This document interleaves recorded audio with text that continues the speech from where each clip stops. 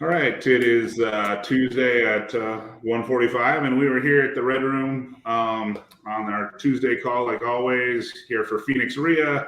Oh, yes. Facebook page, and then the good old Luke's Facebook page and the Viking Real Estate YouTube page. So go to make sure you like the button or whatever you're supposed to do. I forget. We took last week off because it was the 4th of July. Yeah, everybody had a good 4th of July, had fun, stayed healthy, stayed safe. And we are back today talking about foreclosures, which is kind of my forte. This is where I started, where Luke started in cold calling, I started in the foreclosure industry. So that's right. We're just going to kind of walk through a little bit of the foreclosure process, just kind of so you guys have it, it. Obviously, foreclosures have been down for a long time. It's hard to foreclose on somebody when they got a lot of equity because Luke's going to cold call them. The door knockers are going to door knock them, and they're not going to ever hit the steps. But there are the ones that do hit the steps, and those are generally because people just bury their head in the sand or they're going through a divorce and they're like, I'm not talking to them. They're all that kind of stuff. Another reason why stuff hits the steps when you think it's such a great market like we've had in the past is, let's just say the borrower went out and got a home equity line on their property because they wanted to start a business. And then they started it in COVID, and then maybe it was a retail business they started in COVID, or a travel company that they started in COVID. Right, exactly. So that obviously might have failed. Now they got this second mortgage sitting on their property, and it's basically a short sale situation where the second is going to have to take less. And if they don't, then the first notice is a foreclosure. Now, in the situation we have here, we've had an amazing run, but now we've got, let's call it people that have bought in the last 6 months, or call it, 8 months. I actually heard somebody said that they were comping, and they were kind of comping around, I didn't hear it. I read the Crawford report 2 days ago or 3 days ago said that everything had evaporated, that any increase you saw in 2022 is gone. Oh, yeah. It's erased. Exactly. The values currently are back to December of 2021. So any appreciation you saw in 2022, it's gone. It's back to pricing.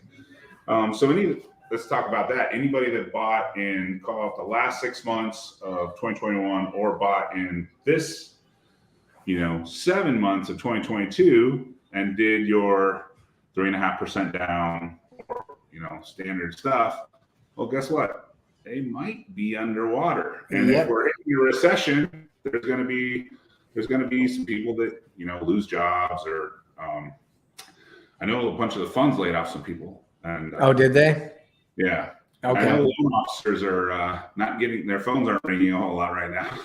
I know someone that works for Chase Bank in the loan department, and she mentioned that they just let go of like 35% of their employees as well in the loan department.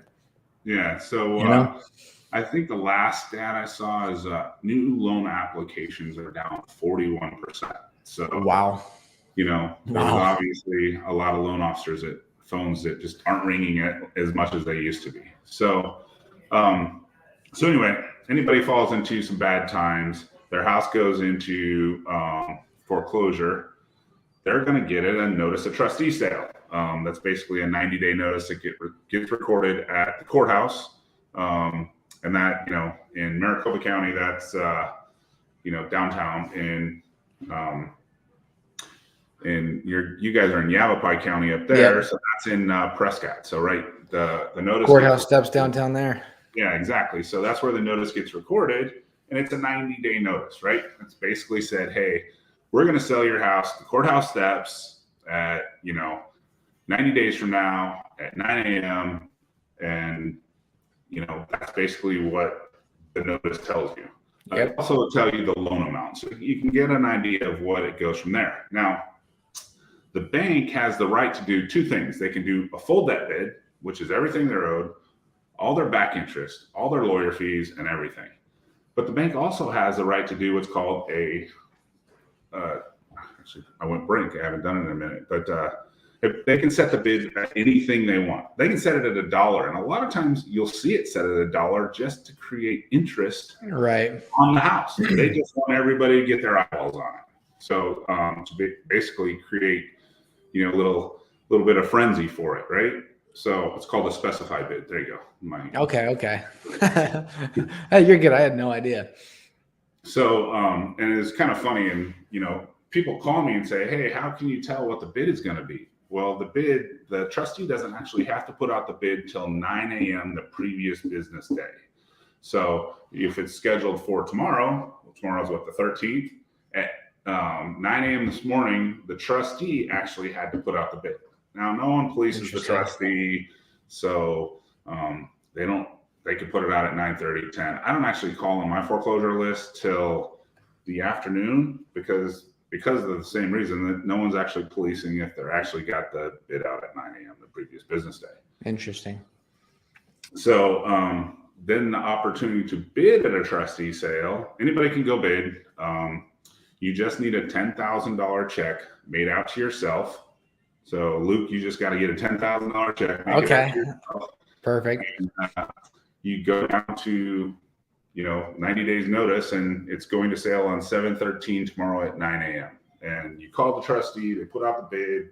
It's going to be $200,000, and you look at the debt, and it's like 248, and you're like, oh, here's a specified bid because they owe 248. Okay. The trustee decided to open the bid at 200,000. Okay. So go down. Real quick, Chris, in that situation, do you I'm sure you're getting there, but is it kind of like an auction style where it's like, okay, you just bid the number up, or is it like a silent auction where you just submit like a form, or you submit like a piece of paper with saying, hey, this is what I'll pay for it? Yeah, it's the auction. Literally, just you go down to the courthouse and you'll find the auctioneer, and he's sitting out there with a clipboard. Yeah. You just sign into it. He's going to verify that you got your little $10,000 check. Right. Now, some trustees are a little different. So when you make that call to the trustee, ask if you can make the check out to yourself. 80% of them you can, but there's some that like Fidelity and some different trustees that want it made actually out to the trustee. Okay. And then you've done all this research on this house, and you're down there and you're ready to bid, and you're like, oh, they won't accept it. Make it out to the right person. Oh, you're the high bid and everything, and it can't make it. Well, they actually verify the check before they let you bid. And then then the trustee just opens a bid. He'll read the address, 123 Main Street. He'll read the legal description, and houses are sold on the legal description. Okay. And you want to be making sure you're reaching out to your favorite title company. We use Fidelity over here, and you guys use Fidelity, but you want to make sure you're reaching out to your favorite title person and having that checked. I'll give you a little. I like to give my little horror stories, but it was actually a house up in Yavapai County. And really? Yeah. So I get a hard money loan request, right? And it's like, hey, Chris, I stole this one. I got this one for like $250,000. Will you do 100% financing? And I was like, yeah, send it over. Let me look at it. And right. he sends me the address, and I was like, it's this beautiful $1 million home. Oh, geez. I was like, how this happened? Right. So we ran the legal description, and the address on the notice was a beautiful $1 million house. Oh, no. But the legal description was a nice little vacant lot right next door. Oh, that's painful. But the vacant lot was still worth probably $250,000. Okay. And I'm like, hey, I hate to break the news to you, but you didn't buy the $1 million home for $250,000. No. You bought the vacant lot for $250,000. But I don't know. I didn't follow up with it. He could have. We'll talk about losing your check or losing your $10,000. I didn't actually follow up with him which one he did. That's what I was going to ask. Okay, so what if you're like the high bid, or you technically you get the property? Because again, I this is all new to me, so I'm going to be asking some questions here. So what happens if you technically win the house? You get the bid, and then you just decide that you change your mind and you don't want the house. Did they just take the 10K? Is that how it works? Yeah, they just take the 10K. Okay, so we'll go back to the actual. You're at the auction, and I'm your auctioneer, and I read out what we talked, the address and the legal description, right? And I say I'm going to open the bid at $200,000, right? Well, we'll all know, all of us regulars will know that you're a newbie if you go like 205,000, because the first bid is always just $1 more. And in the state of Arizona, you can't bet a penny more. It's got to be at least $1. So you could be 200,000, $1. Right. And Right. that's generally where it starts. And then, you know, back and forth, back and forth. And let's just say you win the bid, it's, you know, worth 300 and you decide to pay 220,000 for it. Right. You sign the back of your check and you hand it to the guy. And now you legally basically own that house. You can go rekey it. You're ready to go. Okay. So all of this happens. So as Chris was saying, this all happens if it does not get gobbled up beforehand. So as a lot of wholesalers know, and a lot of, you know, flippers know, some of the hottest lists that you can jump onto are pre-foreclosure lists. So again, what that pretty much means for those of you that are not too familiar, that means that you are jumping on these, you get a full list of all the people that are about to go into foreclosure, right? So like Chris was saying, I don't know the exact details of it. Chris, do you know if it's like, okay, maybe these guys are anywhere between 30 days late and 60 days late? Because obviously once you get 90 days, that's when it's going to go. So is it? Yeah. So typically this is how the notice process works. If you're a hard money lender like me, 31 days after, I can notice you. Right. Now, if it's a government subsidized loan, they have, when QM came around, the banks have to do a workout program with you. They have to like reach out to you a few times. They got to get a hold of you and say, hey, you fell behind. What can we do? What can we do to help you out? What's your status? And they have to give you kind of like a workout program. Right. Typically with a government subsidized loan, it's probably 4 to 6 months behind actual missed payments. Oh, wow. Okay. That they actually do the notice, and that's when you see the notice. And now a lot of the people that are really kind of hammering this is they're trying to find, there's some places where you can get credit card late, or you can get on late before, because when you actually hit the notice at the courthouse, everybody knows about it, and it's like, hey, your house is going to sale in 90 days. Yep, exactly. So that's when we jump in and exactly like Chris said earlier, we'll start pounding the phones, calling all these people saying, hey, I'm sure you already know this, but if you don't know this, you're about to lose your house. You're going to lose your house if you don't make another payment. You're going to lose your house if you don't get caught up. You're going to lose your house if you go another however long, until it takes. Because I can look up right now on the tax records and it says that your house is going to be auctioned off on this date at this time. And so if you don't make something happen by then, you're going to lose your house. And so a lot of times what's crazy is that these people will have equity in their homes. And so it's like, you're about to lose your house and you have maybe $80,000 of equity in your home. Yeah. Like, the house might be worth 300 and they owe 180, but they're about to lose it. And it's like, I'll pay you, exactly like you just said, I'll pay you 220 right now. You walk with $40,000 and you don't have you don't have a foreclosure on your record, because obviously everyone knows that destroys you as well. It stays on for 7 years. Record is like almost as bad as a bankruptcy. It stays for 7 years. Yeah. It doesn't go away. If you do a short sale, let's just say, negotiate, and there's going to be some short sales coming back. We just talked about those homes in the last year, right? You put that 3.5% down, but you didn't have the 20% increase like you did in previous years to, gain that equity. So, if you paid 3.5% down last December, you hit some bad times. Well, guess what? That's probably a short sale, because, closing costs, real estate agents, all that kind of stuff is going to gobble up 6 to 7% of it, right? Right, exactly.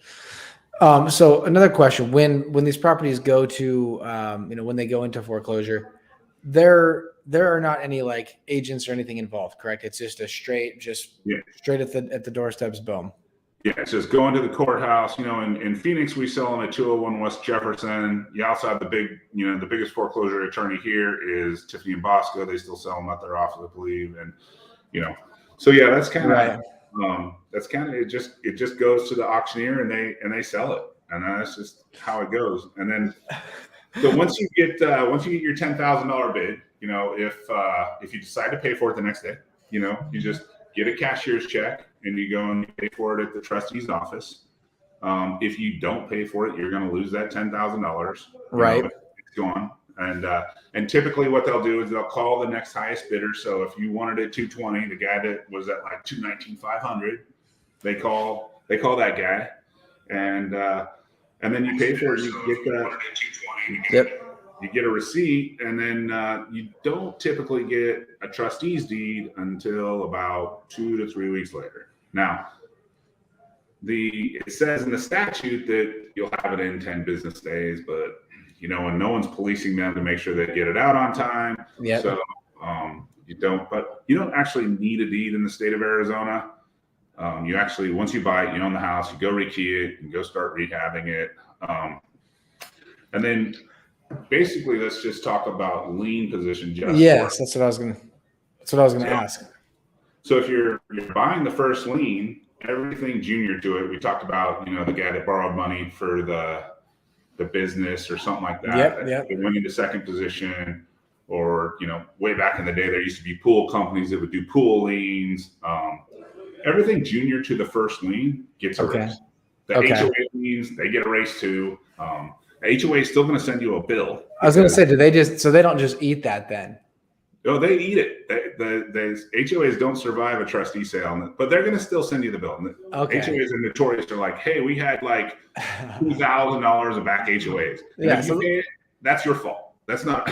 Well, so they're still going to try to recoup that. Yeah, they're going to say you're the new owner, now you need to pay this. Yeah, but you don't have to as long as you know the rules. But they're still going to send you a bill.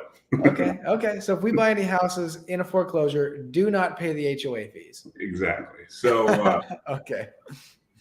And then that's why if you saw that's how back in 08, 09, 10, especially some of these HOAs are only like, $30, $40 a month, right? Yeah, right. But they didn't have, a lot of, there were moratoriums on that kind of stuff. So there were 2 or 3 years worth of HOAs that they didn't collect. And there were, half the subdivision was going into foreclosure. I'm sure were subdivisions, and they're like, a bunch. That's why you saw these HOA transfer fees jump up to like $400 and $500. Yeah, exactly. Because it doesn't take that much money to transfer a piece of paper and send out the HOA addendum, right? No. Or the HOA notes. A way for them to find some more money. Yeah, that's like $30, but all these transfer fees are like $400 now because of all those foreclosures back in like 2000, 7, 8, 9, 10, 11, 12, a bunch of foreclosures. For sure. So another quick question, Chris. So once you give them the $10,000 check and that property is now technically yours, do you have a certain time frame that you need to put a new loan on it and close on it, or do you just take over the payments? How does that work? No, so you're going to pay cash. So you put your $10,000 down, and then you can go borrow money from a hard money lender like myself. Okay. We still lend a trustee sale, and there's not just me, but there's other hard money lenders. There's some hard money lenders that won't lend a trustee sale, but they just don't understand trustee sale. So that's why they. So how many days do they give you to pay for the property in full? To line everything up and get that thing paid for? It's 5 p.m. the next business day. So you got to have that entire house funded by the 5 p.m. the next day. Yeah. So if you bought something in Prescott or Yamapai, you send us the bid receipt. We're still going to make you put our 15-20% down that we normally do. Yep. Let's just say you bought it for $220 and we have you put 15% down. That's going to be, $33,000, and then we'll fund the rest. And you come sign the paperwork at our office, and we'll take the cashier's check along with your down payment cashier's check. Yeah, for sure. To the trustee. Okay. Interesting. Crazy. I don't know why every time I think of like a foreclosure, like buying the property at the footsteps is always you've seen the movie Happy Gilmore? Yeah, I remember that one. Yeah. Happy Gilmore, when that's when Shooter McGavin buys Happy Gilmore's grandma's house. Yeah, exactly. And they think they're going to get it. Didn't they do that right out in front of the house? Yeah, they did. They did it right in front of the house, and they think they're going to buy the house for cheaper. And then Shooter McGavin comes in at the last minute and just gives some stupid price, and then he says he's going to burn the house down, and everything. Yeah. That's what I always think of. I always think of that movie. Yeah. So on that notice, they can actually every now and then you see them where they do it, at a different location. Okay. Yeah, actually the building I'm in right now, 1649 East Bethany Home Road. I bought this at trustee sale, this commercial building for $70,000. Did you really? Only because it was noticed that 201 West Jefferson, but this particular trustee doesn't actually hold their sale at the normal courthouse steps. They're right around the corner. But unless you've been going there for a long time, you would have never known that. You don't know that. So I happened to be at the right place at the wrong time, and so the office building I bought for $70,000. Oh, that's amazing! And you guys have done some nice renovations there, so that's a nice property now. So, but yeah, that's basically the process. And you get to we were talking about the lien positions. I want to just go back to that. Some other things that don't fall off are IRS tax liens. So in all my years, I don't know. I don't know how many foreclosures I've bought. It's probably north of 6,000 or 7,000 foreclosures. I'm not exactly sure, but wow. The IRS clouds the title for 120 days. So basically what that means is you bought the house for $220, you go fix it up. The IRS, if there is an IRS tax lien, the IRS has the opportunity to come buy it back from you to $220, but they're not going to give you any of your rehab costs. But I've actually, in my 20 years of foreclosures, I have not seen this ever happen. And, I'll give you a little story about this one. I was with a company back, pre-07, and we bought this one in Scottsdale, and we just worth $1 million. We paid $320,000. Oh. And we're like, you're not going to touch this one. It's paid $324. It's worth $1 million. Does have an IRS tax lien. They're going to come knocking. They never call us, never, So and in all my years of experience, I have actually known one property, and I was actually told the story by the Fidelity attorney. So Fidelity Title's attorney that told me that it happened to a commercial building in Tucson, Arizona. Okay. That's the only one he knows of, and that's the only one that I now know of too. But I wasn't part of it at all.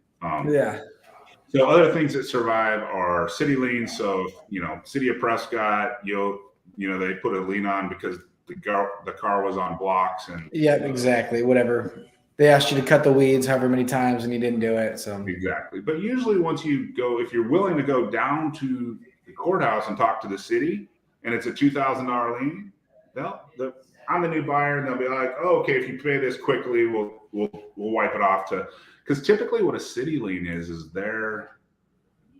what their estimate is to go clean it up. So if it's like $1,000, that's their estimate to go clean the weeds up or move the car off the blocks or whatever it is. But where you see them big is if you see apartment complexes going to sale, stuff like that, you'll see city liens for $30,000 and $40,000. Right. So, but yeah, that's kind of the IRS one, the city liens. That's kind of in the state taxes. The state always gets their money. That's why those tax auctions. There's no really money in tax auctions. But it's just a bid down price on interest rates. So there's not really money there. But the state of Arizona gets their money. So if there's some back property taxes, you're writing a check for that. Yeah, exactly.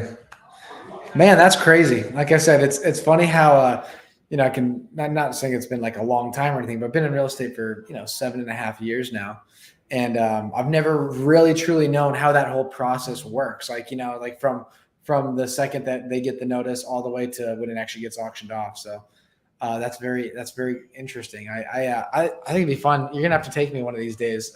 If they do start it back up again, because I would love to at least kind of witness it and see it firsthand.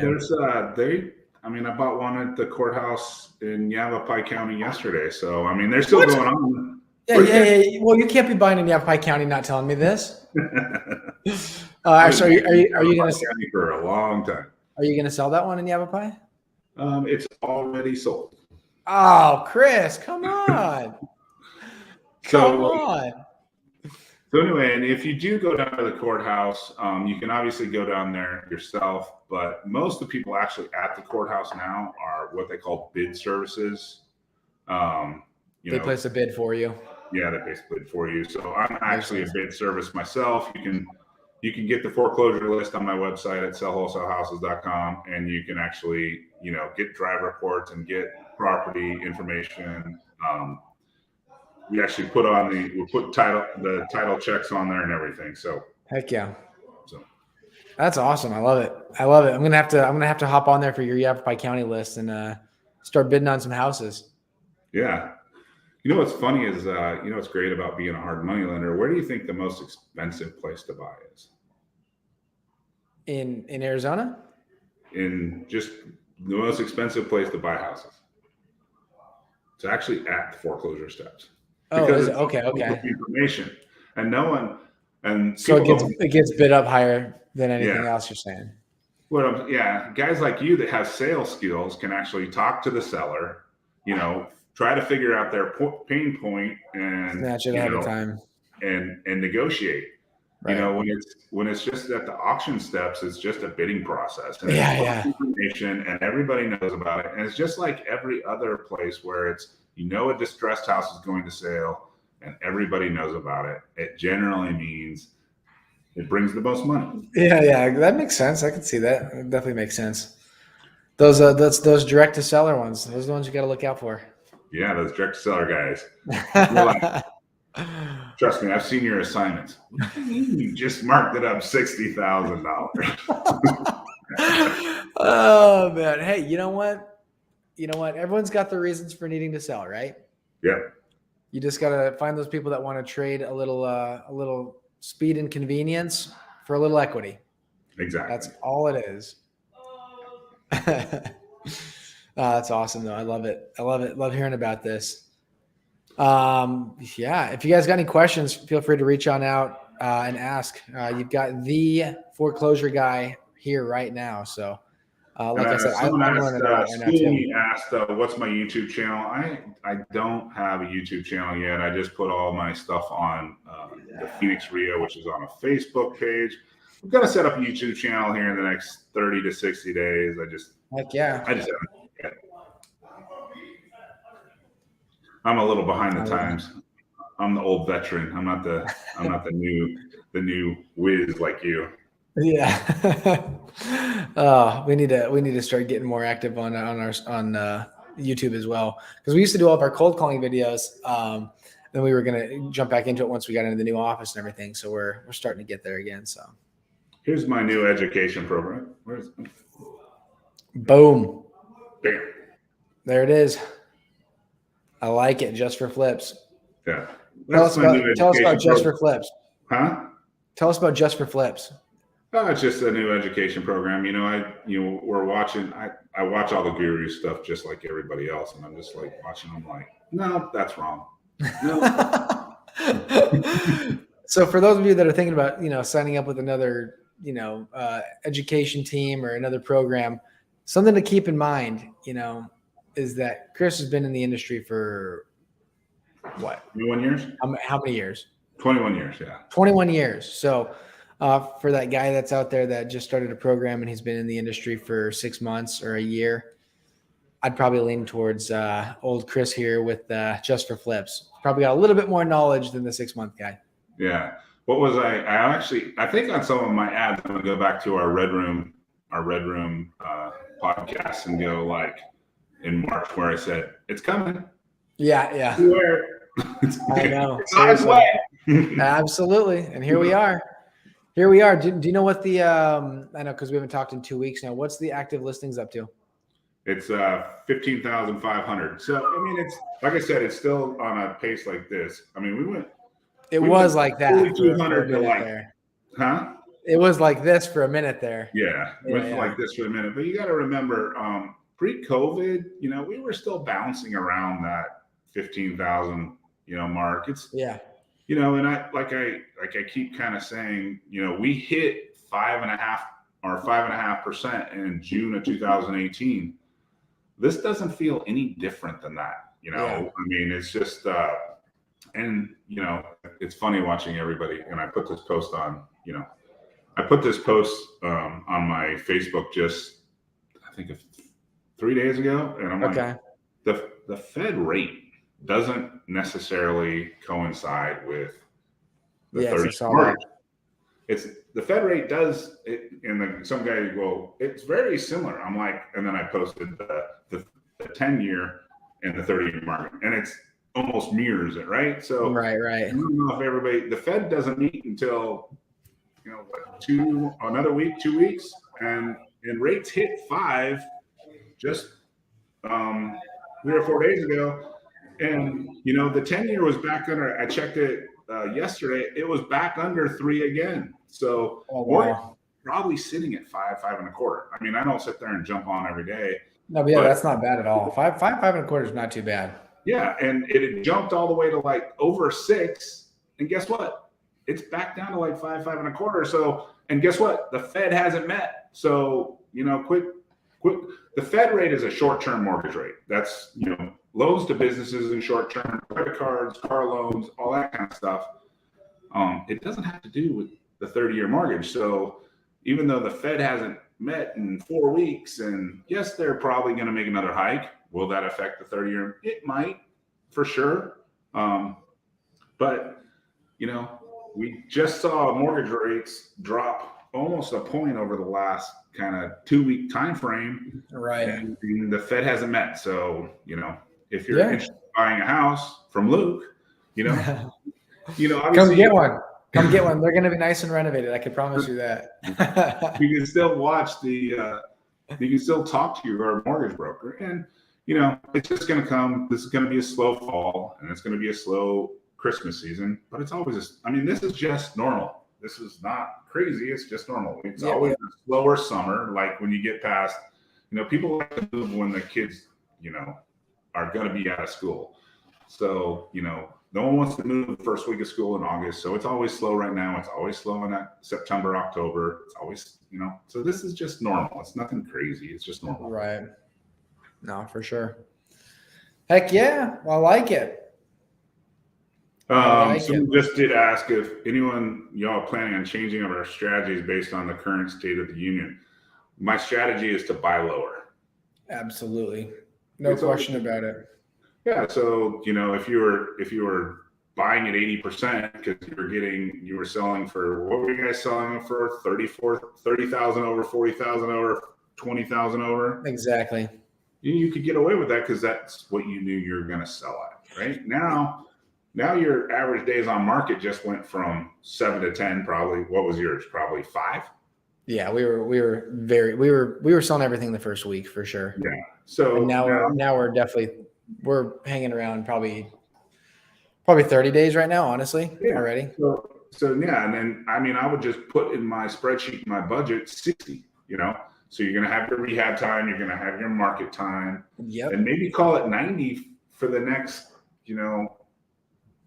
foreseeable future. But guess what? If things haven't changed a whole lot and you come back to January, people's memories are going to be gone that the 3% money's gone, and they're going to see the 5 or 5.25, and maybe if the Fed keeps going up, it might keep ticking. But interest is more related to inflation, not necessarily to the Fed rate. And products have been on like this already for about a year. And inflation is a year-over-year term. So when they compare inflation of July this year, they'll compare it to July of last year. And if everything was already moving up quickly in pricing last fall, then the inflation numbers will be compared to the numbers of last fall based on this. Yeah, and like Chris said, you just got to make some changes in your numbers. Exactly like you said, if that's maybe you doing, running things for a 90-day rather than 30-day on the market, if for us, what we're doing is, you could go 2 different routes. You could either say, hey, the number that we were running it at for ARV, we drop that price, or you just say, we need to make more on the project, right? So, we know people that are doing both methods. So if it's that, hey, we used to want to make $40,000 on a flip, or maybe that number is $10,000 on a wholesale. So make sure you're running your numbers now to where you say, hey, this needs to be like $40,000 or $50,000 on a wholesale, because guess what? You're probably not going to sell it for that. So you're probably going to end up dropping that price, because it's not going to move, and then you might end up back down at that 10, right? So same thing with flipping. is that, you're going to run your number. That's what we're doing right now. We're running our numbers now to where it's like, okay, we were typically wanting 10% on our money. So if we were going to sell a property for 500,000, we wanted to make at least 50,000 on a flip. Well, now we're running that number to be maybe that's 80 or 90,000. And guess what? If the numbers come down to where realistically where it should be, maybe we're going to get back to that 50,000. So that's kind of how we're starting to run our numbers, is just changing up the exit and the rehab a little bit. And like you said, we are adding more time on our flip, on the total project time frame too. Yeah. Well, cool.